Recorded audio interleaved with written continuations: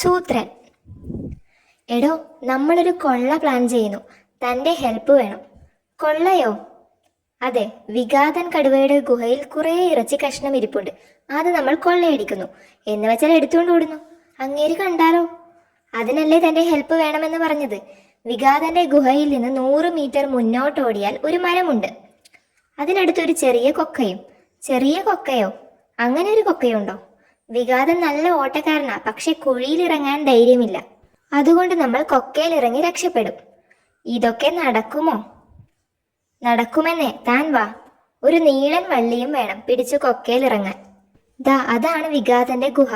ഞാൻ പോയി ഇറച്ചി അടിച്ചു മാറ്റാം. അന്നേരം താൻ ഈ വള്ളി ആ മരക്കൊമ്പിൽ കെട്ടണം.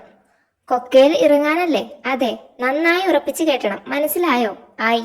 ഇറച്ചി എടുത്തുകൊണ്ട് ഒറ്റയോട്ടം. വിഘാതൻ പിന്നാലെ വരുമ്പോ വള്ളിയിൽ തൂങ്ങി കൊക്കയിലിറങ്ങാം. ഹിഹി. ആളകത്തില്ലെന്ന് തോന്നുന്നു. ഹമ്പട കള്ള, നിൽക്കവിടെ. ഞേ ഷേരു, വള്ളി കെട്ടിയില്ലേ? കെട്ടി, പക്ഷെ ഒരു കാര്യം മാത്രം മനസ്സിലായില്ല. ഇതിൽ പിടിച്ച് നമ്മളെങ്ങനെ കൊക്കയിലിറങ്ങും?